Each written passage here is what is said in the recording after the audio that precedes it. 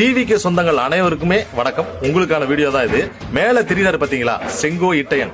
அவருடைய வாழ்க்கை வரலாறு தான் உங்களுக்கு பாத்தீங்கன்னா அழகா புட்டு வைக்க போறேன். ஏன்னா அவங்களுடைய தாவேக தலைவர் விஜய் இருக்காருல்ல, இவங்கள மாதிரியான ஆட்கள் தான் அழகா தேர்ந்தெடுத்து கொடுப்பாரு. இவங்க தான் பாத்தீங்கன்னா சமூக நீதியை காப்பாற்ற போறாங்க.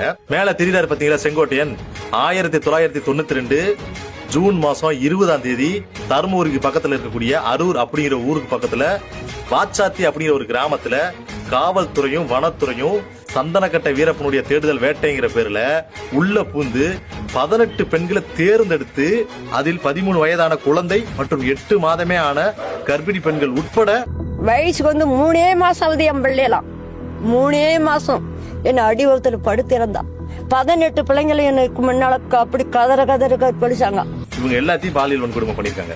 இதுக்கு முழு காரணம் கதாநாயகன் யாருன்னு கேட்டீங்கன்னா, மேல பாக்குறீங்களா இந்த செங்கோ இட்டையன். வாச்சாத்தி சம்பவம் அப்படின்னா பாத்தீங்கன்னா இப்ப இருக்கக்கூடிய விசிலடிச்சாங்குஞ்சுகள் உங்களுக்கு எல்லாம் பாத்தீங்கன்னா என்னன்னு கூட தெரியாது.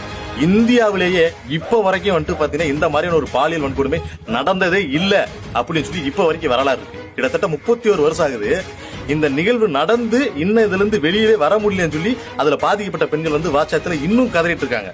இப்படி ஒரு விஷயம் இருக்குங்கிற விஷயம் உங்களுடைய தாவேகா தலைவர் விஜய்க்கு கூட இந்த விஷயம் தெரியாது. புசியானதுக்கும் தெரியாது. ஆதவ அர்ஜுன் இருக்காருல்ல, அவருக்கு முக்கியமா இந்த விஷயம்னா என்ன அப்படின்னு கேட்பாப்ல.